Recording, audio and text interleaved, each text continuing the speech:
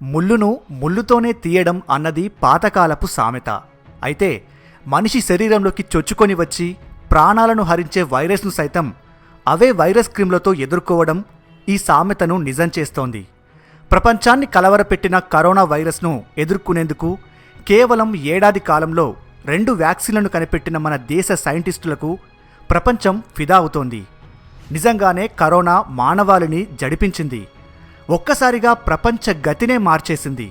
కొన్ని తరాల దాకా తీరని నష్టాన్ని కలుగజేసింది. కోలుకోలేని దెబ్బతీసింది. కోవిడ్-19 వైరస్ జన్మస్థలం ఎక్కడో, ఎలా బయటపడిందో, ఇది కుట్రనో లేక సహజసిద్ధంగా వచ్చిపడిందో అన్న విషయాలు ఇప్పటికైతే తెలియవు. చైనాలోని వుహాన్ వైరాలజీ ఇన్స్టిట్యూట్ నుంచి బయటకు వచ్చిందన్న దానికి ఖచ్చితమైన ఆధారాలు లభించేదాకా ఊహాగానాలుగానే ఉంటాయి. అయితే మనం నివసించే ఈ గ్రహంపై మానవాళి ఆవిర్భావం నుంచి ఇప్పటిదాకా ఎన్నో రకాల వైరస్ ఉపద్రవాలు సంభవించాయి. కేవలం కోట్ల సంఖ్యలో మనుషులే కాదు, మహమ్మారి వైరస్ల కారణంగా భూమిపై జీవజాతులెన్నో తుడిచిపెట్టుకుపోయాయి. అసలు వైరస్ అంటే ఏంటి? వైరస్ను ప్రాచీన కాలం నుంచి ఎలా ఎదుర్కొంటున్నారు? వ్యాక్సిన్ ఎలా, ఎవరు కనుక్కున్నారు? తాజాగా తయారు చేస్తున్న వ్యాక్సిన్లో కలిపే వింత పదార్థాలు, వస్తువులను తెలుసుకోవడం ఆసక్తికరంగా ఉంటుంది. పైగా అదో అవసరం కూడా. ఎందుకంటే prevention is the best medicine అన్నది కూడా అక్షర సత్యం లాంటి సామెత కదా. రండి, ఈరోజు అన్నోన్ ఫ్యాక్ట్స్లో ఈ విషయాలను వివరంగా తెలుసుకుందాం.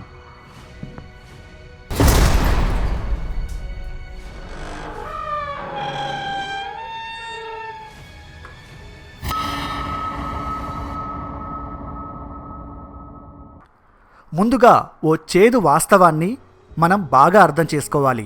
అదేంటంటే మనం నివసించే ఈ భూమి నిజంగా మనది కాదు. మానవాళి భూమిపై ఆవిర్భవించడం అన్నది యాక్సిడెంటల్గా జరిగింది. మనం ఎక్కడి నుంచి వచ్చామో తెలియని మరో ప్రాంతం నుంచి రాలిపడ్డ జీవాలం మాత్రమే. మనం ఈ భూమికి అతిథులం మాత్రమే. ఈ విషయాన్ని మనం ఎప్పుడూ గుర్తుపెట్టుకోవాలి. మనది కాని ఈ ప్రపంచంలో అప్పటికే మనకన్నా ముందు ఆవిర్భవించబడిన సూక్ష్మక్రిములు, చెట్లు మాత్రమే భూమికి యజమానులు. భూమిపై 4/3 ఉండే నీటిలో పెరిగే సైనోబాక్టీరియా, ఆల్గే, నేలపై దట్టంగా పెరిగిన వృక్షాలదే ఈ రాజ్యం. అవి నిర్విరామంగా ఆక్సిజన్ను వాతావరణంలోకి విడుదల చేస్తున్నాయి. ఆ ఆక్సిజనే జంతువులు, మనుషులు, భూమిపై ఆవిర్భావానికి నాందిగా మారింది. అది లేందే మనిషి జీవించలేడు. ఇలా పీల్చే గాలిలో కంటికి కనిపించని క్రిములు కూడా ఉంటాయి. అవి చేసే దాడుల కారణంగా మనిషి జననం నుండి మరణం దాకా పోరాటం చేస్తూ ఉండాల్సిందే. శరీరం పైన, శరీరం లోపలికి చేరిన సూక్ష్మక్రిములతో మనం సహజీవనం చేస్తున్నాం. మన చుట్టూ ఉన్న పరిసరాలలో, మట్టిలో కూడా సూక్ష్మక్రిములుంటాయి. శరీరం, పరిసరాల పరిశుభ్రత పాటించినప్పుడు ఆ సూక్ష్మక్రిములు మన శరీరంలోకి ప్రవేశిస్తాయి. మన పూర్వీకులు కొన్ని వందల, వేల సంవత్సరాల నుండి వ్యక్తిగత పరిశుభ్రత పాటించి సూక్ష్మక్రిముల నుండి కాపాడుకోగలిగారు. ఆ రోజుల్లో యాంటీబయోటిక్స్, శానిటైజర్స్ లేవు. అందుకే మన దేశానికి స్వాతంత్ర్యం వచ్చిన నాటికి భారతీయుల సగటు జీవనకాలం కేవలం 35 ఏళ్లుగానే ఉండేది. అయితే నానాటికి పెరిగిన ఆధునిక వైద్యం, పరిశుభ్రత పట్ల అవగాహన కారణంగా జీవన ప్రమాణాలు మెరుగై లైఫ్ ఎక్స్పెక్టెన్సీ ఇప్పుడు 70 ఏళ్లకు పెరిగింది. వైద్యం గురించి తెలియని కాలంలో మనిషికి సోకే వ్యాధులకు గాలిలో ఉండే విష పదార్థాలే కారణమని అనుకునేవారు. అందుకే అప్పటి వైద్యం అంతా కక్కించడం, సుఖవిరోచనం అయ్యేలా చేయడం లాంటి వాటితోనే వైద్యం సాగేది. వైరస్ అంటే లాటిన్ భాషలో విషం అని అర్థం. సూక్ష్మక్రిముల వల్ల అంటువ్యాధులు వస్తాయని మైక్రోస్కోప్ కనిపెట్టని ఆ రోజుల్లో వైద్యులకు కూడా తెలియదు. ఫ్రెంచ్ సైంటిస్ట్ లూయిస్ పాస్టర్ 1870లో తొలిసారి బ్యాక్టీరియాను కనుగొన్నాడు. క్రీస్తు శకం 1892లో రష్యా సైంటిస్ట్ డిమిట్రీ ఇవనోస్వాకీ మరింత స్పష్టంగా వైరస్ గురించి ప్రపంచానికి వివరించేదాకా దానిని జనం నమ్మలేదు. భూమిపై కేవలం మనిషికి మాత్రమే ఆలోచించే శక్తి ఉందని తేలింది. ప్రమాదాన్ని ఊహించే శక్తి నుంచి పుట్టిందే నేడు మనం చూస్తున్న వైద్యం. ఒకనాడు అంటే క్రీస్తు శకం 1796లో కౌపాక్స్ పేరుతో ఆవు పొదుగులో గడ్డలు ఏర్పడే రోగం వ్యాపించేది. ఆవు పాలను పితికే వారికి ఆ రోగం సంక్రమించేది. అదే ఒకనాటి మసూచిగా స్మాల్ ఫాక్స్ అని చెబుతారు. మసూచి వ్యాధి సోకడంతో ప్రపంచవ్యాప్తంగా వేలాదిగా జనం చనిపోయారు. పాలు పిండే మిల్క్ మెయిడ్స్కు అది సులభంగా అంటుకునేది. వారు వదిలే ఊపిరిలోని కణాలు గాల్లో ప్రయాణించి ఇతరులకు అంటుకునేది. దాంతో మొహం నిండా గడ్డలు ఏర్పడి రసికారుతూ బాధపడేవారు. వ్యాధి తీవ్రత పెరిగి వారాల వ్యవధిలోనే రోగులు చనిపోయేవారు. సరిగ్గా అదే సమయంలో ఓ పాలు పితికే యువతి యథాలాపంగా ఓ ఇంగ్లీష్ ఫిజిషియన్తో మాట్లాడిన మాటలతో వ్యాధి నివారణకు పరిష్కారం దొరికింది. ఆ సంఘటనతో వైద్యరంగపు చరిత్ర గతినే మార్చేసింది. బ్రిటన్కు చెందిన ఆ ఇంగ్లీష్ డాక్టర్ పేరు ఎడ్వర్డ్ జెర్నర్. మిల్క్ మేడ్ మాటలను సీరియస్గా తీసుకోనట్టయితే మసూచి వ్యాధికి వ్యాక్సిన్ రూపుదిద్దుకునేదే కాదంటే అతిశయోక్తి కాదు. అప్పట్లో చిన్న చిన్న వైద్య సమస్యలకు పల్లె ప్రజల్లో ఉండే మూఢనమ్మకాలే పరిష్కారంగా ఉండేవి. విషానికి విషమే విరుగుడుగా భావించేవారు. వ్యాక్సిన్ కూడా అలాంటిదే. ఓ వ్యాధి రాకుండా నిరోధించడానికి అదే వ్యాధికారకాన్ని చిన్న మొత్తంలో ఆరోగ్యవంతుల శరీరంలోకి ఎక్కిస్తారు. దాంతో వ్యాధికి సంబంధించిన లక్షణాలు కొద్ది కొద్దిగా కనిపిస్తాయి. అది చూసి శరీరంలోని వ్యాధి నిరోధక వ్యవస్థ అప్రమత్తమై ఆ వ్యాధి కారకాలతో పోరాడి పైచేయి సాధిస్తుంది. భవిష్యత్తులో శరీరం ఆ వ్యాధి బారిన పడకుండా నిరోధక శక్తిని సంతరించుకుంటుంది. అయితే ఈ విషయం జెర్నర్ తమ పనిమనిషి మాటలతో తెలుసుకున్నారు. పల్లెల్లో ఉండే మూఢనమ్మకాలే ఆమెనలా మాట్లాడేలా చేశాయి. ఇంతకీ ఆమె డాక్టర్ జెర్నర్తో ఏమందో తెలుసా? మాకు మసూచి ఎన్నటికీ దరిచేరదు. అందుకు మేం కనిపెట్టిన ఓ పద్ధతే అందుకు కారణం. మేం ముందుగానే ఆ వ్యాధి సోకిన వ్యక్తి గడ్డల నుంచి కారే రసిని చేతికి ఘాటు పెట్టి పూసుకున్నాం. దాంతో ఇక ఆ రోగం మాకు ఎన్నటికీ రాదు. ఇలా ఆమె చెప్పిన ఆ మాటలు జెర్నర్లో ఆలోచనల్ని రేకెత్తించేలా చేశాయి. ఆమె చెబుతున్న మాటల్లో ముళ్ళును ముళ్ళుతోనే తీయాలనే లాజిక్ ఉంది. దాన్ని డాక్టర్ జెర్నర్ గుర్తించారు. గతంలోనూ అక్కడక్కడ తాను విన్న కథలను ఈ మాటలతో లింక్ చేసుకున్నారు. అంతే, ఆయన మదిలో తలక్కున ఓ ఆలోచన మెదిలింది. కొంతకాలం ఆ ఆలోచనలపై పరిశోధనల తర్వాత జెర్నర్ తన వద్ద పనిచేసే తోటమాలి కుమారుడిపైనే ఈ ప్రయోగాన్ని నిర్వహించారు. కౌపాక్స్ సోకిన మహిళ పుండు నుంచి కొద్దిగా రసి తీసి ఆ 8 ఏళ్ల పిల్లాడి చేతికి ఇంజెక్ట్ చేశాడు. మరో 6 వారాల తర్వాత స్మాల్ పాక్స్ వచ్చి తగ్గిన వ్యక్తి పుండు నుంచి కూడా అలాగే తీసి ఆ పిల్లాడికే ఎక్కించాడు. అలా ఎక్కించిన చోట పుండు పడింది. కొద్దిగా జ్వరం కూడా వచ్చింది. అంతే, ఆ తర్వాత ఆ అబ్బాయి ఎప్పటిలా ఆరోగ్యంగా ఉన్నాడు. అలా ఒకసారి కాదు, 20 సార్లు చేశాడు. అయినా ఆ అబ్బాయికి ఏం కాకపోవడంతో ఒకసారి స్మాల్ పాక్స్ వస్తే మళ్ళీ రాదన్నది నిజమేనని అర్థమైంది. ఇలా మరికొంతమందిపై కూడా ప్రయోగాలు జరిపారు డాక్టర్ జెర్నర్. ఆ 8 ఏళ్ల కుర్రాడిపై జరిగిన ప్రయోగమే మానవాళి చరిత్రలో తొలి వ్యాక్సిన్ ట్రయల్ అని చెప్పుకోవచ్చు. కౌపాక్స్ సోకిన గుర్రాల నుంచి సేకరించిన కణాలను ఉపయోగించి తొలి వ్యాక్సిన్ తయారైంది. మరో 5గురికి ఇదే పద్ధతిలో వైద్యం చేసిన జెర్నర్ మసూచిపై తిరుగులేని విజయం సాధించారు. తన ప్రయోగం గురించి జెర్నర్ రాసిన లేఖను రాయల్ సొసైటీ తిరస్కరించింది. దాంతో సవివరంగా ఓ పుస్తకం రాసి తానే ప్రచురించాడు. అది బయటకు వచ్చిన ఏడాది కల్లా పలు భాషల్లోకి అనువాదం అవడమే కాక డాక్టర్లందరూ ఆ విధానాన్ని అవలంబించడం మొదలుపెట్టారు. లాటిన్ భాషలో ఆవుని వ్యాక్సా అంటారు.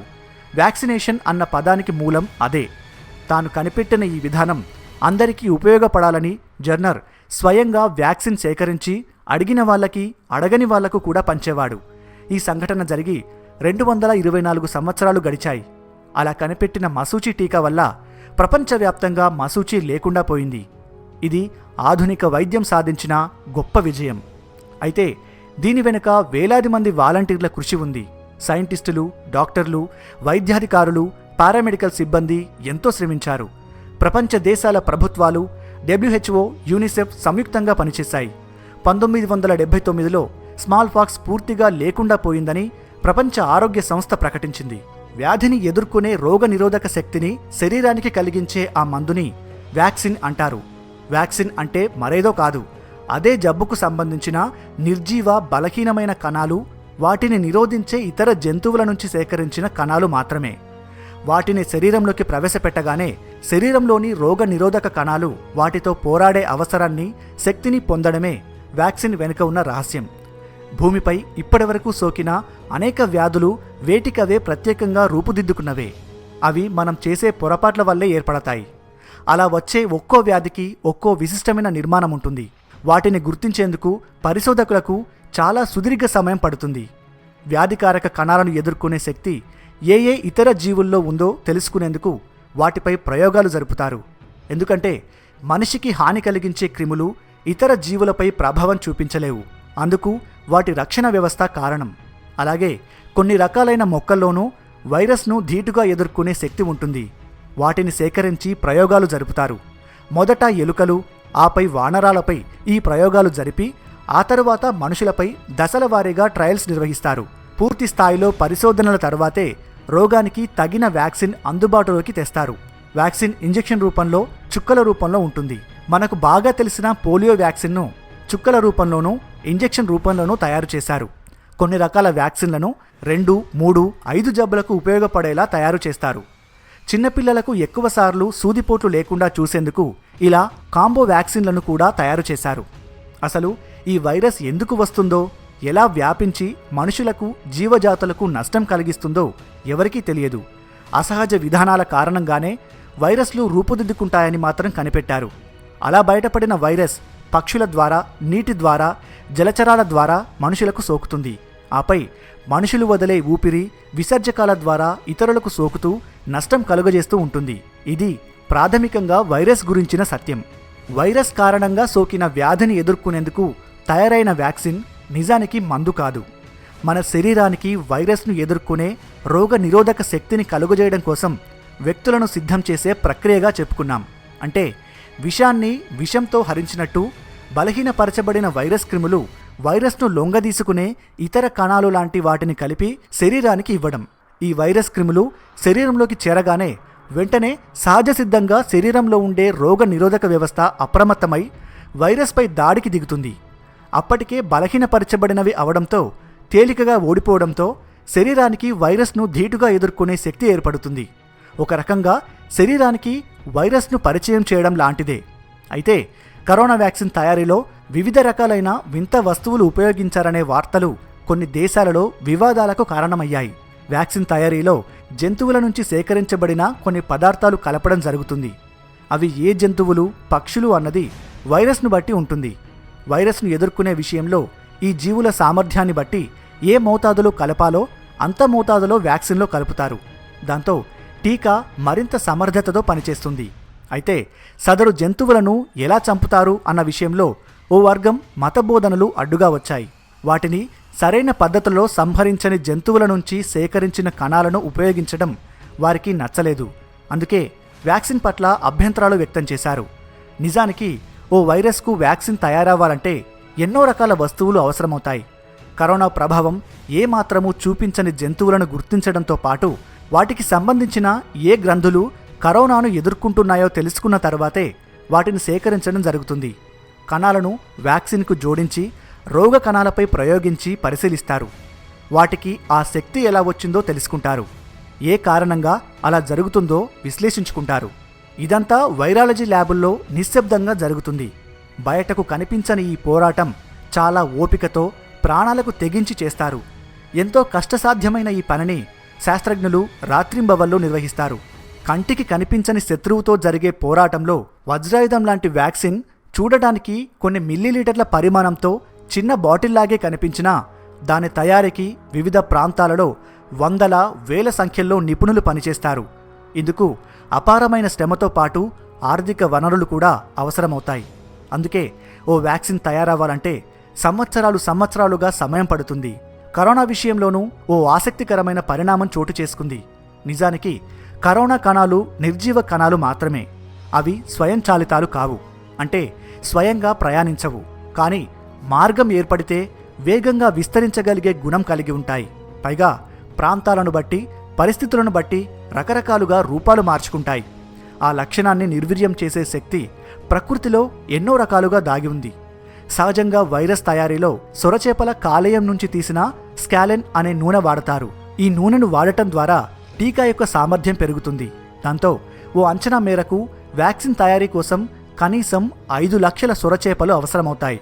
వాటిని సేకరించడంతో పాటు విడి భాగాలను జాగ్రత్తగా తీసిన పరిశోధకులు వాటిని ఏ మోతాదులో కలపాలో నిర్ణయించే పనిని ముగించారు. అంతేకాదు, వ్యాక్సిన్ తయారీలో రోగ నిరోధక శక్తి పెంచడంలో ఎంతగానో ఉపయోగపడే ఈ నూనె కోసం సొరచేపల వేట కొనసాగుతోంది. ఇప్పుడు కోవిడ్ వ్యాక్సిన్ తయారీలోనూ దీన్నే వినియోగిస్తున్నారు. 1 టన్ను స్కాలెన్ కావాలంటే సుమారు 3000 సొరచేపలు అవసరమవుతాయి. ప్రపంచ జనాభా అంతటికీ స్కాలెన్ ఉన్న కోవిడ్ వ్యాక్సిన్ 1 డోసు ఇవ్వాలంటే 2.5 లక్షల సొరచేపలు కావాలి. అదే ఒక్కొక్కరికి 2 డోసుల వ్యాక్సిన్ ఇవ్వాలంటే 5 లక్షల సొరచేపలను చంపాలి. అందులోనూ స్కాలెన్ పుష్కలంగా లభించే గల్పర్ షార్క్, బాస్కింగ్ షార్క్ రకాలు అరుదైనవిగా చెబుతున్నారు. అవి అంతరించిపోతున్న జీవుల జాబితాలో ఉన్నాయి. ఇతర సముద్ర జీవుల్లా అవి వాటి సంతతిని వేగంగా పునరుత్పత్తి చేసుకోలేవు.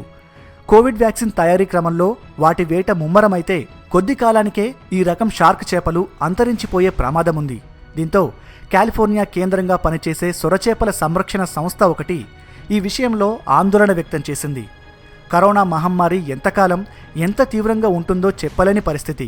ఔషధాలలో వినియోగించే ఓ అనుబంధ పదార్థం కోసం అరుదైన జీవుల ఉనికిని ప్రశ్నార్థకం చేయడం సరికాదని వారు వాదిస్తున్నారు. దాంతో ఎడారుల్లో పెరిగే ఓ ప్రత్యేక డిజర్ట్ ప్లాంట్ ఆకులు, బెరడు నుంచి తీసిన కణాలు కూడా కరోనాను ఎదుర్కోవడంలో అద్భుతమైన ఫలితాలనిచ్చాయి. క్విలాజా అని పిలువబడే ఈ చెట్లు కేవలం చిలీ దేశంలో మాత్రమే పెరుగుతుంది. దీనికి సంబంధించిన వ్యాపారం ఇప్పుడు జోరందుకుంది. ఎందుకంటే కరోనా వేగాన్ని తగ్గించే విషయంలో క్విలాజాలో సహజసిద్ధంగా ఉండే యాక్టివ్ యాంటీజెన్స్ బాగా పనిచేస్తున్నాయి. ఓ వ్యాక్సిన్ యాంటీజెన్ అడ్జువెంట్ అనే 2 రకాల ప్రక్రియతో పనిచేస్తుంది. యాంటీజెన్లు శరీరంలోని రక్షణను పెంచుతుంది. అడ్జువెంట్ శరీర కణాలకు యాంటీజెన్లను కలిపి యాక్టివేట్ చేస్తుంది. దీంతో శరీరానికి అద్భుతమైన ఇమ్యూన్ స్పందన వస్తుంది. దీంతో ఇప్పుడు క్విలాజా పెంపకంపై చిలీలో ప్రాజెక్టులు మొదలుపెట్టారు. ఇవే కాదు, వ్యాక్సిన్ ప్రభావవంతంగా పనిచేయడానికి అవసరమవుతాయనుకున్న వేలాది రకాలైన ఇతర పదార్థాలపై పరిశోధనలు జరిగాయి.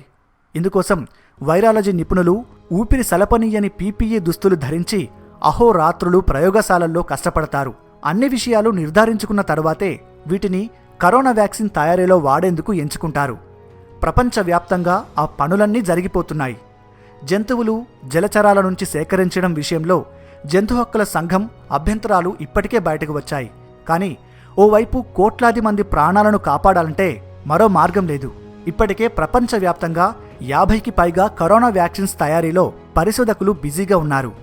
అన్నీ 100కు 100% సక్సెస్ అవ్వాలని లేదు. కానీ ఎవరి ప్రయత్నాలు వారు చేస్తున్నారు. తన జీవిత కాలంలో 40 రకాల వ్యాక్సిన్లను అభివృద్ధి పరిచిన పెన్సిల్వేనియా మైక్రోబయాలజిస్ట్ మారిన్ రాల్ఫ్ ఏమంటారంటే, వ్యాక్సిన్ ఓ వరప్రదాయని. సామూహికంగా వ్యాక్సిన్ వేయించుకోవడం వల్ల సమాజమే రోగనిరోధక శక్తి పెంచుకుంటుంది. అంటే దాన్నే మనం ఇంగ్లీష్లో హెర్డ్ ఇమ్యూనిటీ అంటున్నాము.